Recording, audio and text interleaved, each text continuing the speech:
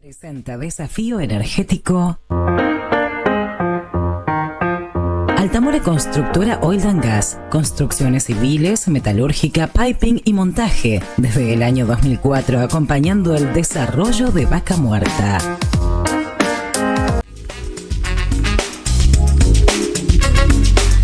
Muy bien, ya estamos de regreso, 11 de la mañana, 57 minutos en toda la República Argentina. Seguimos en Desafío Energético y, como les había anticipado, vamos a hablar del tema de las represas.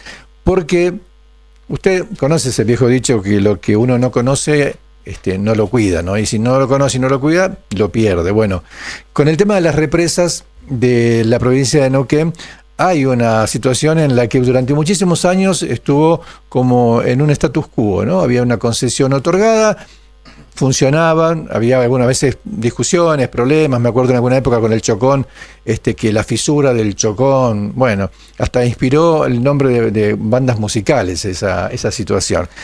Pero hace tiempo que la discusión de las represas no se daba, estaban ahí, funcionaban, generaban energía. En el verano a veces nos acordábamos cuando necesitábamos más agua para tomar o para pasar la tarde en el río y no había agua. O había mucha en algún otro momento en que hacía falta generar energía.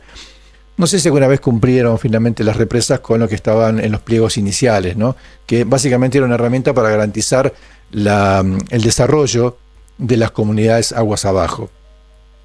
Bueno, estamos con el ingeniero Jorge Pistagnesi, que lo vamos a hacer trabajar mucho hoy porque realmente él fue parte de que armáramos este bloque, para hablar con profesionales y con personas conocedoras del tema para saber por qué son importantes las represas, cuál es la situación y cuál es la negociación que se va a dar y bueno, qué podemos llegar a ganar o perder los neuquinos. Jorge, gracias por venir, buen día. Bueno, gracias por la invitación, Adrián, como siempre un placer estar acá. Bueno, con Jorge hemos hablado mucho de energía nuclear, que es un tema que también conoce y sabe mucho, pero ahora estamos con los ríos, ¿no? Y con las represas. Bien. Por este interés propio de la ingeniería, un montón de profesionales e interesados de la región armamos hace un par de años lo que se llama el Foro por la Defensa de Nuestros Ríos y Nuestras Represas. Se integró una comisión técnica que está integrada fundamentalmente por ingenieros y técnicos de la Universidad de Comahue, de la Autoridad de Cuenca, de Orsep y algunos independientes, como el caso mío, y donde empezamos a plantear estas cosas. Como bien vos decías, durante 30 años no se habló nada del tema y la función, nosotros creemos que la función de las represas no se ha cumplido, a la comunidad no le ha dejado nada y entonces es momento de cuestionar ciertas cosas. Vine acompañado de un par de ingenieros que saben mucho del tema, más que yo. Con refuerzos. Y así que los voy a presentar. Por un lado está Conrado Carnel, que nos acompaña en esta mesa, y también Gastón Buitrago, que va a entrar después que yo. Tenemos un banco de suplentes, hoy cosa que no se ha dado, y también como la selección tenemos también jugadores de primera. Un número 9 espectacular. Y bueno, Gastón Buitrago ha hecho ensayos muy interesantes con respecto a lo que es el impacto residual post-desborde de una de las represas, ¿no? Pero eso ya es un tema que lo va a detallar él. Bueno, y un conocido de la región y de la política y de la casa, que es Nicolás Difonso, exintendente del Chocón, que ya antes de dejar su cargo, cuando finalizó su mandato, ya estaba muy activo en el tema de la defensa de la participación de la provincia y los municipios en el destino de las represas. Así que también gracias por venir, Nico. No, gracias a vos, Adrián, por invitarnos siempre. Y acercate al micrófono, si no después Genaro te va a retar. Nos van a retar. Bueno, gracias por invitarnos siempre y por tomar este tema tan importante que es para todas las provincias de Río Negro y Neuquén y para todos los ciudadanos que habitamos cerca de las represas. Realmente es un tema muy, muy sensible a todos nosotros por intereses varios y uno de los principales es la seguridad, ¿no? Totalmente. Jorge, ingeniero Carnelis está ya listo para saludarnos, pero quiero saber si arrancamos con algún tema, porque lo importante es ordenar, ¿no? Porque el tema de represas es muy amplio. ¿Por dónde arrancamos? Bueno, vamos a empezar por Conrado, que nos haga un poquito de historia y nos sitúe en el contexto. Bien, buen día, ingeniero. Gracias por venir. No, gracias a ustedes.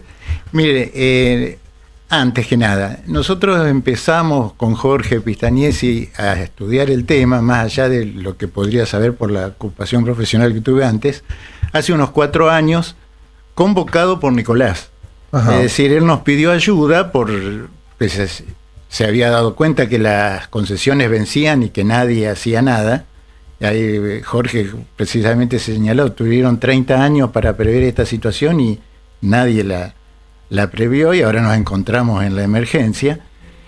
Y además conozco bastante el tema de las concesiones iniciales, porque cuando esto se empezó, el proceso de privatización, yo hice personalmente, ayudado por el Sindicato de Luz y Fuerza de Río Negro y Neuquén, la presentación del recurso de amparo por la privatización de Piedra del Águila, en ese caso, porque yo estaba afectado a esa parte. Uh-huh.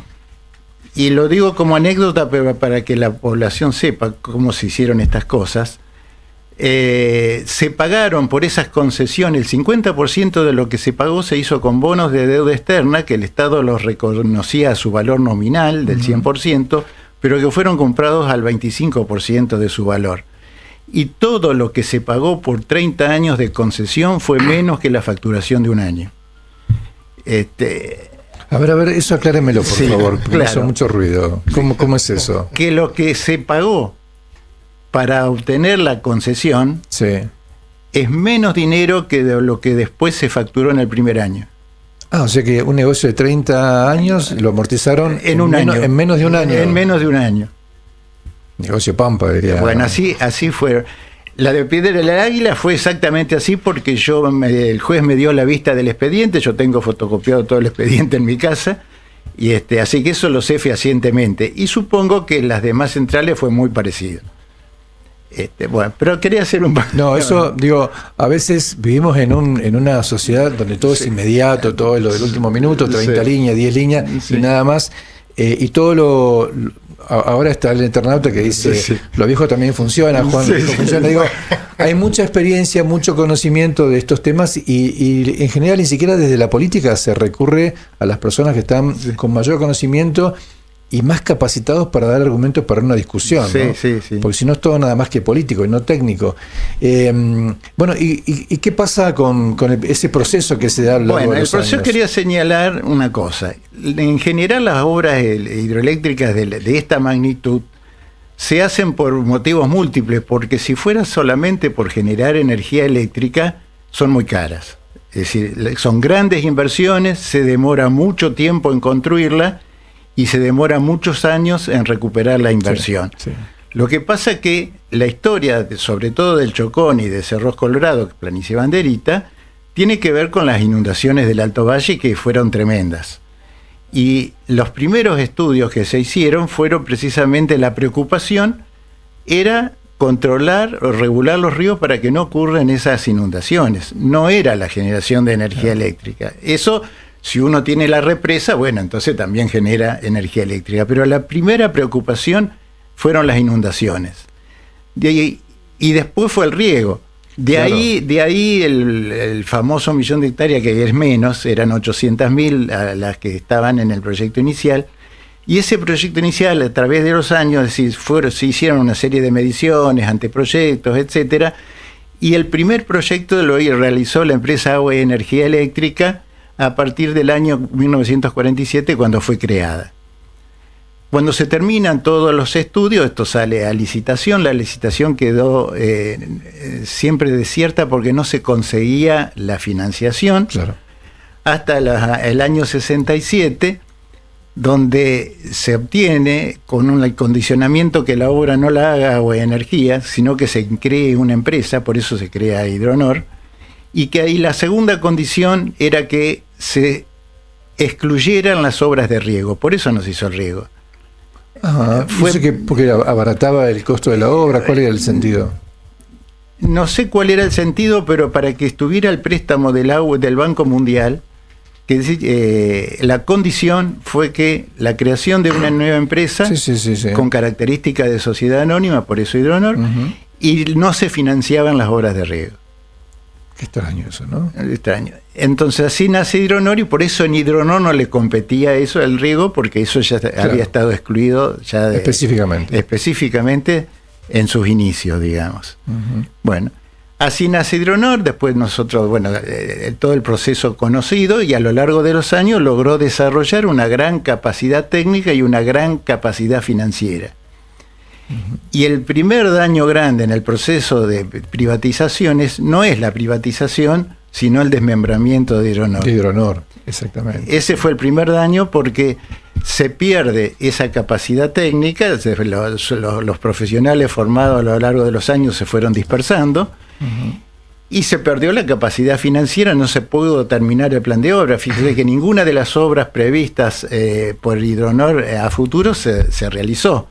Y otras necesidades de la zona, que la van a hablar otros después, pero como el caso de Chihuido y demás, podría haberse financiado tranquilamente desde una empresa de estas características. Claro. La pregunta que me hago es de los objetivos que tenían las represas. Sí. Creo que hay nueve obras en la provincia que tienen que ver con el aprovechamiento de los recursos hidrocarburíferos, hídricos. Sí.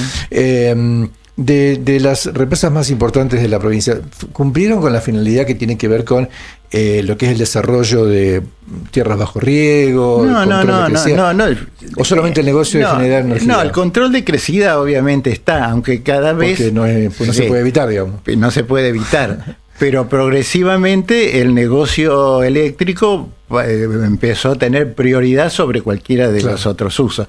Salvo, por supuesto, se respetan los niveles y demás, porque siempre las crecidas tienen que poder ser reguladas, si no sería un desastre. Además se lleva puesta la represa. Sí, claro, ¿no? Pero salvo esas cosas, se priorizó después el negocio eléctrico. El río ya directamente quedó fuera de todo alcance. Y al vencer las concesiones, no existir más la empresa Hidronor, se puede barajar y dar de nuevo, y esto estamos perdiendo una oportunidad de poder haber ejecutado un plan de desarrollo energético, pero además hídrico, además agropecuario, además industrial. Es decir, se podría dar para muchísimas cosas. Todo eso se está desperdiciando en este momento. O sea que el derrame hubiera sido real, digamos. No solamente porque es agua, sino porque además derrama económicamente en un bienestar para la provincia, para los emprendedores, para los que quieren poner tierra bajo cultivo. Una de las cosas que planteamos es justamente esta, es decir, de continuar la privatización, de continuar el status quo, es decir, que la privatización se haga fragmentada. Lo que va a ocurrir es exactamente lo mismo, nada. Entonces, se habla de concesión ahora en vez de privatización. ¿Qué diferencia habría? Porque la propiedad de las represas sigue siendo del Estado Nacional. Lo que se concesiona es la explotación y el mantenimiento. Operación y mantenimiento. El problema es que eso es lesivo a los intereses de la comunidad. Es decir, no genera desarrollo. No genera ningún desarrollo. Solo un negocio. Y tengamos en cuenta otra cosa. Chocón tiene 50 años. 30 años más de concesión son 80 años. En realidad, las represas van a estar obsoletas. La vida útil se puede prolongar, pero eso significa inversiones muy importantes que en estos tiempos no se han hecho ni creo que se hagan en este esquema de privatización. ¿Y cuánto es la vida útil de una represa como el Chocón? En términos generales, ¿no? 60 años, pero después duran mucho más. Es decir, pero se requiere una inversión importante para prolongar la vida útil. Bueno, vamos a preguntarle a Nicolás, porque a mí me llama la atención... la negociación y el tira y afloja con Nación lo está dando el gobierno de la provincia y a organizaciones particulares. No veo a la legislatura, por ejemplo, involucrada fuertemente en un tema que es muy importante desde la cuestión medioambiental, desde la cuestión del desarrollo productivo y desde la cuestión de bienestar en general de las poblaciones aguas abajo. Nico, bueno, ¿cómo ves el tema desde el punto de vista de lo que está pasando en términos políticos, ¿no? Bueno, como mencionaba Jorge y Conrado, Quino, porque algunos van a decir, no lo van a conocer, sino... nosotros la verdad estamos preocupados hace mucho tiempo, ya llevamos más de 4 años, hemos conformado un grupo particularmente para atender este tema que se llama Redes, donde venimos trabajando en lo técnico y en lo político, hemos recorrido los pasillos del gobierno anterior, desde el gobierno de Alberto Fernández en Nación, por todos sus funcionarios y legisladores, y hoy lo hicimos también en este nuevo gobierno nacional, y hemos tenido la oportunidad de llegar hasta los estudios de Dromi, Roberto Dromi, hace poco tiempo fallecido, que gentilmente él fue el que redactó todos los pliegos hace 30 años y donde tuvo fue la atención de decirnos que hoy esos pliegos quedaron obsoletos, que había que hacerlo a la francesa, donde el Estado nacional y provincial deberían estar incluidos para ejercer el control e ir guiando los objetivos que se tengan en estas concesiones, como decía Aquino, no solo el mantenimiento, sino la reinversión en nuevas tecnologías, ir equipando, porque 30 años más, estamos hablando de 80 años en el caso del Chocón, de funcionamiento de la represa, que va a requerir de grandes inversiones para poder seguir extendiendo su utilidad, y también incluir los pueblos que quedamos a la vera de la represa, incluir los nuevos desarrollos, la diversificación de la matriz productiva, que puede dar oportunidad todas estas represas y las nuevas represas que hay por construir. Claramente la provincia de Neuquén tiene que tener una política acerca de las represas que no talle solamente en la generación de energía, sino también en todo lo que puede producirse anexamente, existiendo una herramienta muy importante como la Universidad del Comahue, como la Universidad Tecnológica en Plaza Huíncul. Creo que tenemos un montón de herramientas en la provincia existentes y en la Patagonia para poder pensar en un proyecto mucho más abarcativo. Con el dolor del alma, fui parte del gobierno anterior provincial, donde no hubo ningún eco. Hicimos una reunión en la legislatura donde un montón de participantes que hoy están en cargos hoy ni hablan del tema, lo pasaron por alto. Estamos hoy acá quedando, creo que en la vidriera, los que realmente queremos trabajar por un objetivo de crecimiento de la provincia, y viendo esta oportunidad es como un vaca muerta. No claro, estaba pensando en eso, ¿no? ¿Cómo vamos a tener una economía paralela, alternativa a lo que es vaca muerta si no aprovechamos este tipo de oportunidades? ¿Cómo vas a hablar de energías renovables si no atendés este recurso que está tan vigente y tan presente desde hace 50 años en la vida de la provincia? Creo que hay organismos como el ORCEP, que son organismos que están reconocidos a nivel internacional con las máximas calificaciones de todos los que entienden en energías hidroeléctricas, o la IC, que hace un trabajo excelente. Están como menospreciados, como poco incluidos en los procesos de renegociación y de participación en la confección de los pliegos. Si no se escucha a esa gente que ha estado involucrada en la vida de la represa desde el tiempo cero y tiene la información y la documentación técnica y científica para poder elaborarlos, como también nos pasa a los municipios, que nosotros, los bomberos de Chocón, están al pie de la represa y han actuado en todos los incidentes y accidentes que hubo en la represa. Nosotros, la comunidad, le da un servicio a la vida cotidiana de la represa.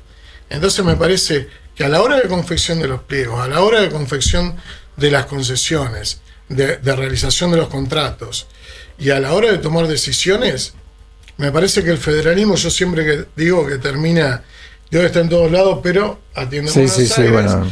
Y el federalismo ha llegado hasta Rioja y Roca en nuestra provincia, y nunca, en el caso de mi gobierno municipal, fue invitado a participar para, aunque sea, ser escuchado una opinión acerca de la realidad que vivimos los vecinos de Villa El Chocón respecto de la represa. Y hoy está sucediendo lo mismo que nos sucedió en la villa hace 30 años, cuando yo tenía 17 años y se privatizó Hidronor. ¿Y qué pasa con las posibilidades reales que tiene la política, ¿no? En este caso el gobernador Rolando Figueroa, de ir a sentarse en una mesa de diálogo con el gobierno nacional, que parece que es un gobierno que no escucha a nadie, ¿no? Tiene un objetivo en la mira y pasa por encima de todos los intereses de lo que tiene que ver con en este caso de la provincia, los habitantes de la provincia, ¿qué margen tiene el gobernador para negociar en un contexto tan duro, tan difícil? En este nuevo modelo de gobierno no podría ser una apreciación acabada o con certeza de cuáles son los márgenes de maniobra que tiene el gobernador, porque es una coyuntura totalmente diferente. Sí, claro. Creo que no solo es que parece, sino que es un gobierno que no escucha a nadie, porque toma decisiones como hizo con la justicia, que a las claras habla, que no consulta, se levanta un día el presidente y toma una decisión y se terminó ahí. Creo que el gobernador debería buscar en su población, en los vecinos que estamos confiando en él y apostando en que le vaya lo mejor que se pueda a Neuquén y al gobierno provincial, en sus representantes, en los legisladores. Sí, la legislatura ha abordado bastante silencio. La legislatura y los consejos deliberantes y los intendentes tienen que hacer cuerpo político para unificar fuerzas con Río Negro también. Hay 170 represas en el país. Hay otras provincias, me constan, porque he hablado con dirigentes de otras provincias, como el caso de Entre Ríos, por ejemplo, donde están pasando la misma situación, y creo que esto amerita una convocatoria más amplia para discutir las formas y las participaciones. La seguridad de los neuquinos va a estar en manos a 1200 kilómetros de nuestra realidad. Sí. Y los intereses también. Entonces me parece que hay que ayudar al gobernador. Estamos a disposición. Hemos acercado nuestras inquietudes por distintos caminos, tanto a la legislatura provincial como al gobierno, al ejecutivo provincial, para estar a disposición, y vamos a trabajar en lo que tengamos a nuestro alcance para que las cosas puedan ser realizadas de la mejor manera posible. Se habla todo, ¿viste? No le puedes dar la palabra porque viene de la política. Y aparte intendente, así que no hay manera. No, pero es un tema que me toca los sentimientos también. Lo sé porque viene hace mucho tiempo. El Chocón necesita salir de esta situación. Además, hay toda una comunidad que quiere expresarse en esto. Sí. Necesitamos expresar, necesitamos que nos escuchen. Hay mucho esto de no hablar, ¿no? Mucho silenciamiento, inclusive de autosilenciamiento de organismos como los consejos deliberantes, representativos de la comunidad, la legislatura. Tendríamos que haber pensado en una audiencia pública para estos temas. Sí, mínimamente. Y el gobierno no está escuchando. ¿Me permiten hacer una pausa? Lo vamos a sacar a Nicolás, lo vamos a mandar al banco y vamos a pedir al ingeniero Buitrago que venga porque se habló todo. Porque me interesa mucho el tema ambiental, ¿no? Que tiene que ver con el riesgo ambiental. Te quería aclarar una cosa, ya que hablamos por la parte económica. Las obras, sobre todo Chocón Cerro Colorado, no solo se financiaron a través de un préstamo del Banco Mundial y del BID, sino también por parte del Estado Nacional con un impuesto a los combustibles que se pagó desde La Quiaca a Tierra del Fuego. Es decir, que ha habido un esfuerzo económico muy grande de toda la población de la Argentina para que estas obras se hagan y no para que, ahora se dilapide de esta manera. Bien comercial, claro. Nada más que eso. Yo aprovecho de agradecerte, Adrián, por el espacio y a convocarlos todos para el próximo sábado. Vamos a hacer en la seccional del MPN de Cenillosa una asamblea y después nos vamos a dirigir hasta la represa de Villa El Chocón. Muy bien, la gente le digo que la semana que viene vamos a volver a estar sábado a la mañana. Bueno, no te vamos a tener acá, pero vamos a estar con el ingeniero Pistañez la semana que viene también con otro bloque, volviendo sobre el tema de la represa, porque esto es una cosa que va a suceder y nos va a afectar por muchos años. Totalmente, 30 años. A todos los neuquinos. Hacemos una pausa, la segunda pausa y ya estamos de regreso.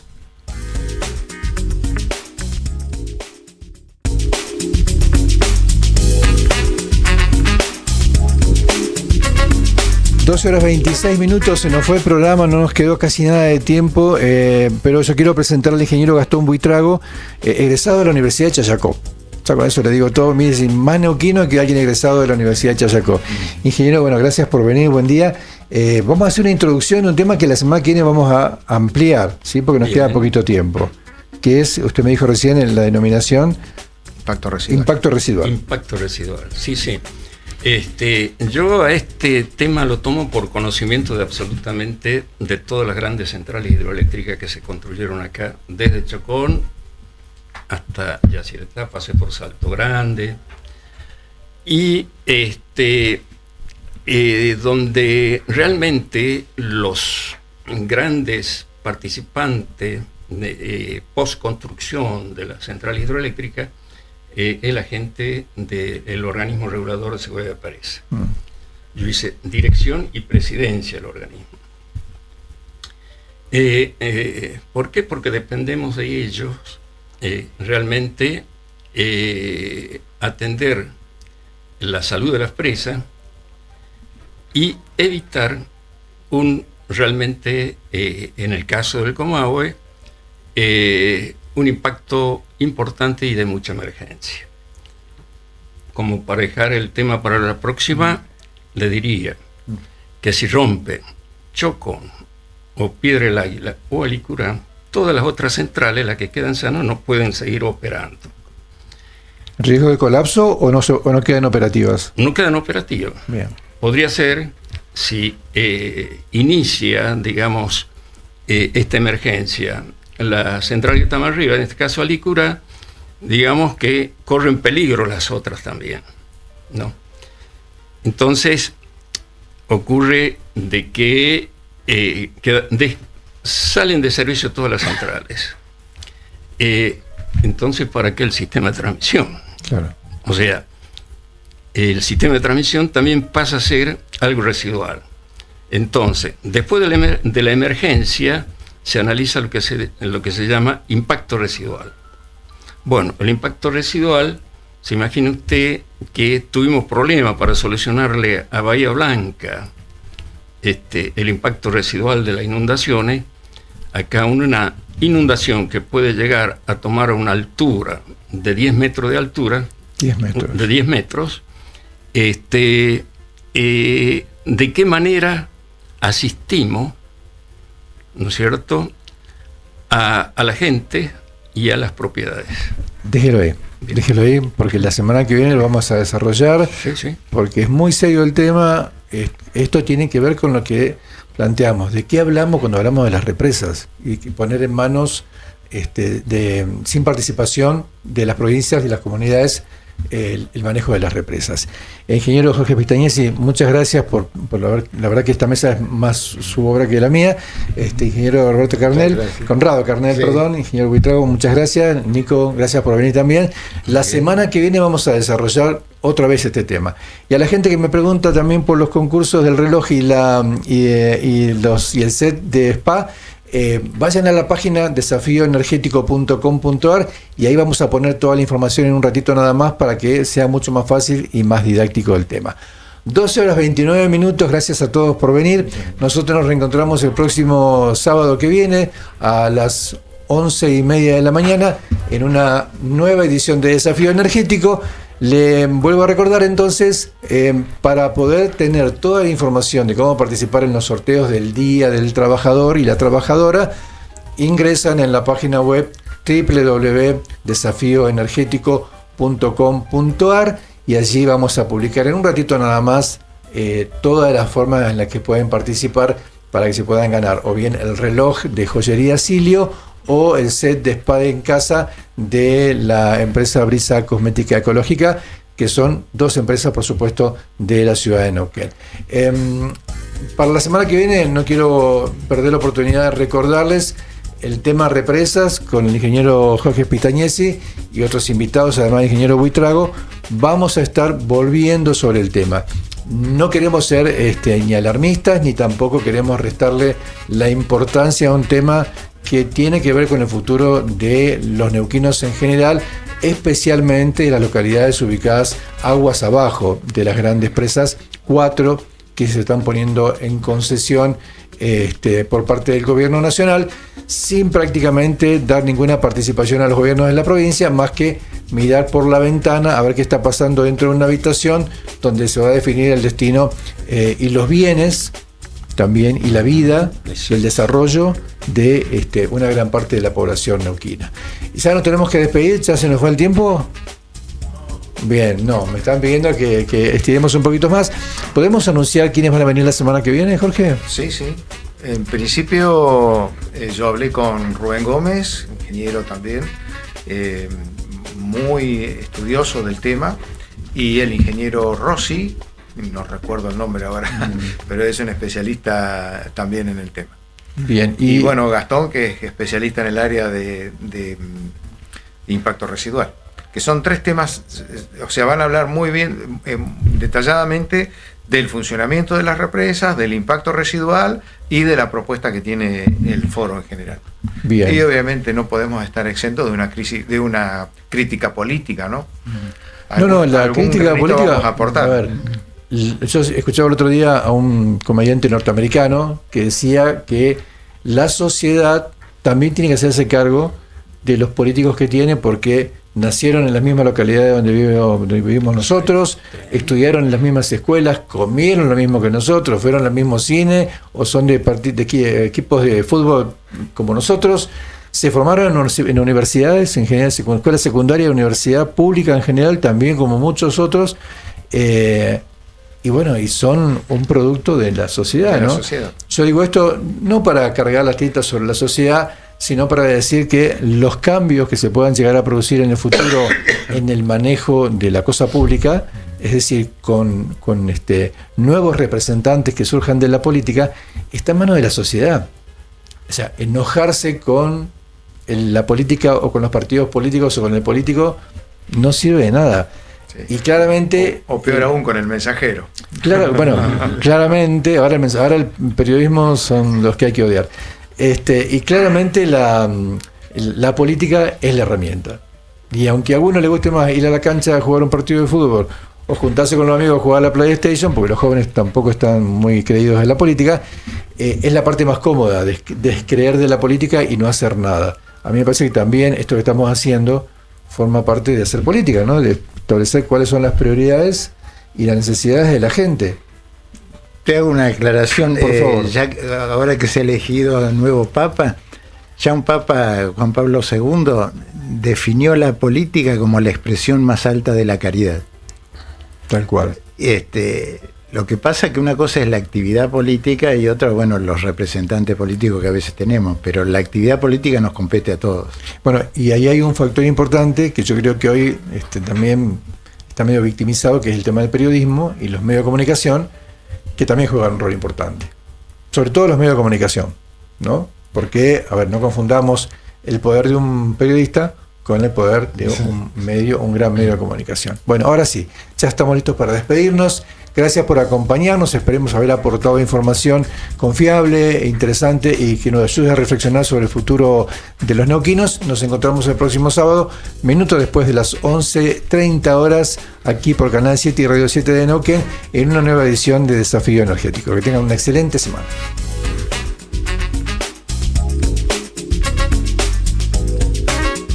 Presentó Desafío Energético Altamore Constructora Oil and Gas, construcciones civiles, metalúrgica, piping y montaje, desde el año 2004 acompañando el desarrollo de Vaca Muerta.